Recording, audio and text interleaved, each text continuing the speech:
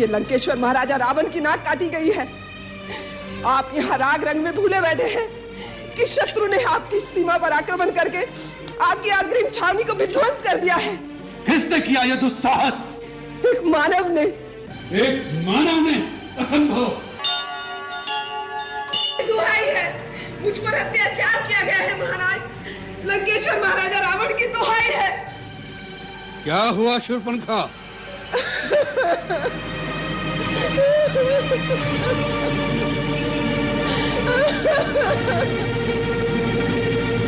ये कैसी गति बना रखी है? तुम्हारी नाक पर ये घाव कैसा? ये घाव नहीं है, तलवार से प्रहार किया गया है। क्या? तलवार से प्रहार? हाँ भैया, ये शूर्पणखा की नाक नहीं कटी है, ये लंकेश्वर महाराजा रावण की नाक काटी गई है।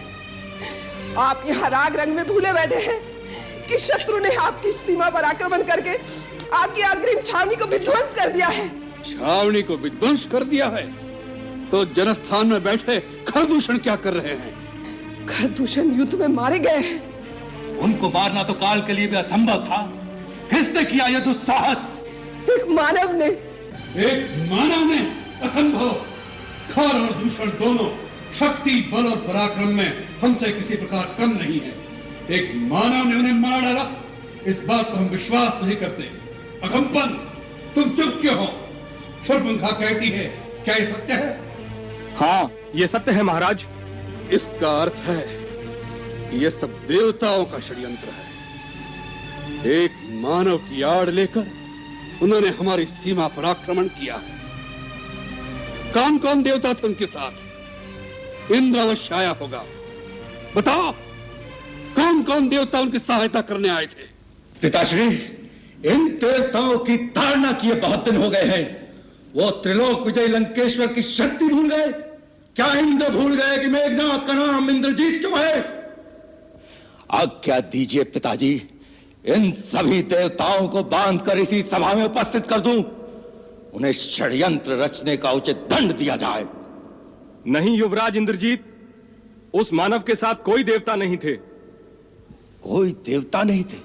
तो फिर कौन सी शक्ति थी उनके साथ? वो अकेला था। अकेला था? वो मानव है या भगवान? स्वयं भगवान विष्णु के लिए भी अकेले ऐसा साहस करना कठिन हो सकता है। हाँ भैया, वो है तो मानव ही, लेकिन कोई अलौकिक मानव दिखता है। उसका छोटा भाई भी साथ है। दोनों के रूप में ऐसी मोहनी है कि एक बार देख लो तो दृष्टि हटाने को जी नहीं चाहता। उनके साथ एक स्त्री भी है जिसके रूप को एक बार देख लो तो कामदेव भी मोहित हो जाए। कोई देवांगना, अप्सरा, गंधर्व, किन्नर अथवा नाग कन्या भी उसकी सुंदरता को जीत नहीं सकती। शूर्पणखा, तुम मुझे इस समय उनके और उनकी स्त्री के रूप की मोहिनी की अनर्गल बातें न सुनाओ। मुझे उस मानव की शक्ति और बल पर विचार करने दो। मुझे सोचने दो कि किस कारण उसने रावण की शक्ति को ललकारने का साहस किया है। इसके पीछे क्या भेद है? वही तो मैं कह रही हूँ। उसका भेद केवल इतना ही है कि जब मैंने उस स्त्री को देखा तो मैंने सोचा, जिस प्रकार संसार की हर उत्तम वस्तु महाराजा रावण के पास है, उसी प्रकार इस नारी को भी लंकेश्वर के राजमहल की शोभा होना चाहिए।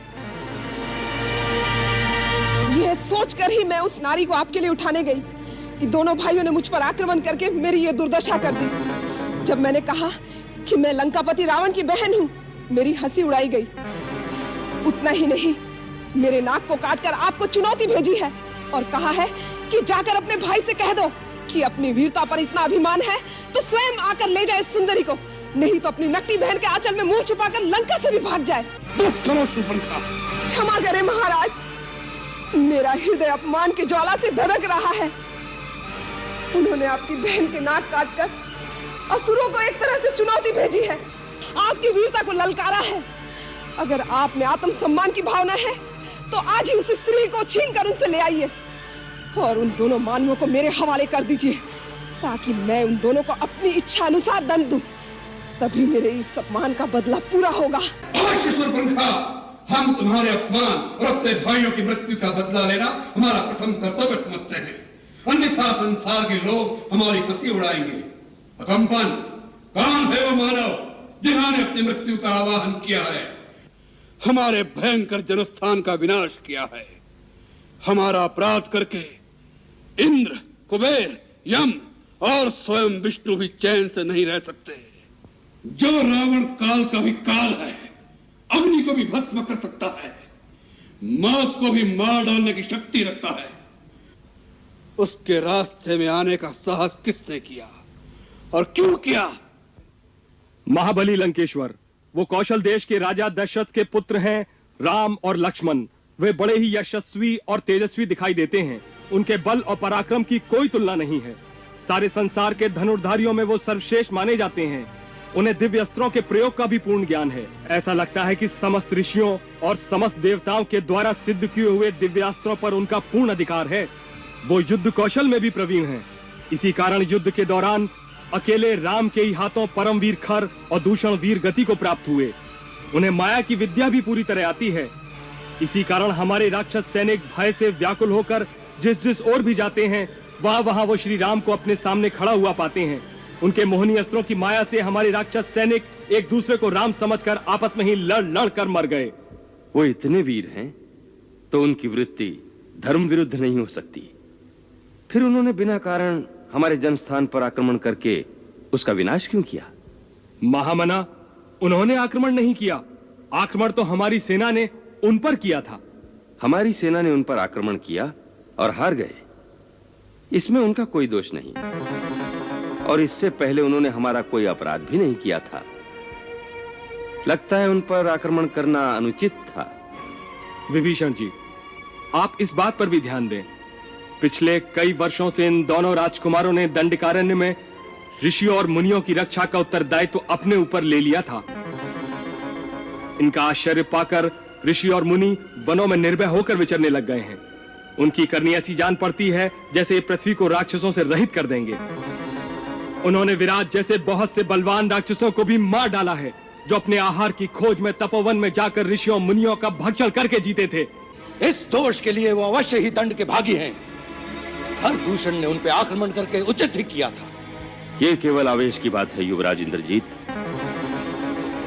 बुद्धि का तर्क इसके विपरीत होगा। सबसे पहली बात तो यह कि उन्होंने अपनी सीमा के अंदर अपनी प्रजा की रक्षा की थी, जिसका उन्हें पूर्ण अधिकार था। दूसरे, जिनके शौर्य का बखान हम पहले से सुनते आ रहे थे, उनके बलाबल की पूरी जांच किए बिना हमारे सेनापति खर और दूषण ने केवल एक स्त्री के भड़काने पर धावा बोलकर अपनी सेना का सारा नाश कर दिया। इससे बड़ी भूल और क्या हो सकती है? विभीषण भाई, तुम हाथों में चूड़ियां पहनकर बैठ जाओ और फिर तर्क करो। ऐसे किसी की बहन की ऐसी दुर्गति हो जाए और वो नीति और अनीति की बात सोचे, ऐसी संस्कृति किसी वीर जाति की कदाचित नहीं हो सकती। अंधी वीरता किसी काम की नहीं होती। अंत में नीति और धर्म की ही विजय होती है। विभीषण, वीर पुरुष अपनी आन और शान के साथ जीता है। वह तुम्हारी तरह इस भय से आशंकित नहीं रहता कि कहीं ऐसा ना हो जाए, वैसा ना हो जाए। हमारी राक्षस जाति सबसे उत्तम है। किसी मानव को उस उत्तम जाति पर हाथ उठाने का साहस हो, उससे पहले हम उसका हाथ काट देंगे।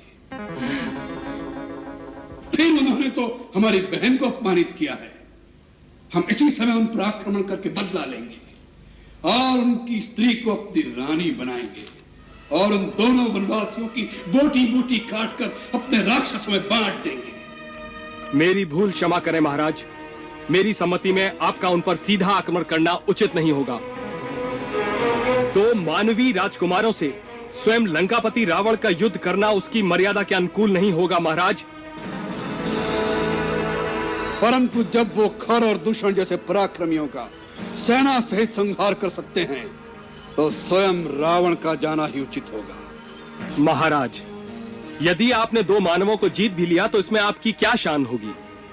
और यदि उन्होंने खरदूषण की भांति आपको किसी प्रकार की क्षति पहुंचाई तो लंकेश्वर की कीर्ति को धब्बा लग जाएगा। मेरी माने तो आप छल से उसकी स्त्री को हर लें। राम अपनी स्त्री को अत्यधिक प्रेम करता है। उसके छिन जाने पर उसके शोक में वह स्वयं ही अधमरा हो जाएगा। फिर आपका कोई भी सेवक उसकी जीवन लीला को समाप्त कर सकता है। महाराज, सेनापति अकंपन की बात विचार करने योग्य है, परंतु यह नीति विरुद्ध है। कुछ नीति विरुद्ध नहीं है लंकेश्वर। उन उद्दंड वनवासियों ने आपकी बहन पर घात किया है, एक स्त्री पर शस्त्र प्रहार किया है। आप भी प्रतिघात कीजिए, उनकी स्त्री का मान मर्दन करके अपनी बहन का बदला लीजिए भैया। हाँ महाराज, जिस प्रकार नाक से मणि छिन जाने पर नाक तड़प तड़प कर मरता है, उसी प्रकार स्त्री के अपहरण हो जाने पर वह विरह से मरेगा, लाश से मरेगा, संताप से मरेगा। निश्चय यह सम्मति हमें विचार करने योग्य लगी है। छल से, बल से, कौशल से सीता को उससे जुदा कर दो भैया। उसका गर्भ भंग होगा, तभी मेरा कलेजा ठंडा होगा। होगा, यही होगा बहन, यही होगा। यदि उनसे युद्ध करना आपकी शान के विरुद्ध है, तो क्या चोरी करके आपकी शान बढ़ जाएगी महाराज? लंकेश्वर, मेरे परम आदरणीय ज्येष्ठ भ्राता, आप परम ज्ञानी वेदवेत्ता हैं, परम तेजोमय तपस्वी हैं, पांडित्य की पराकाष्ठा हैं, परम उच्च ब्राह्मण कुल में जन्म लेकर भी पराक्रमी क्षत्रियों के समान शौर्य की कीर्ति स्थापित की है। क्षणिक कुमति में अपनी उज्जवल कीर्ति को कलंकित न कीजिए महाराज। आपने जो शक्ति पाई है वो धर्म जनित तपस्या से पाई है। अधर्म के मार्ग पर चलकर उसे क्षीण मत कीजिए। धर्म और अधर्म का विचार शक्तिहीन करते हैं विभीषण। शक्तिशाली जो करते हैं वही धर्म है। परंतु बस, इस समय हम कोई तर्क सुनना नहीं चाहते। आप लोगों ने जो कहा उस पर हम विचार करके स्वयं उचित निर्णय लेंगे।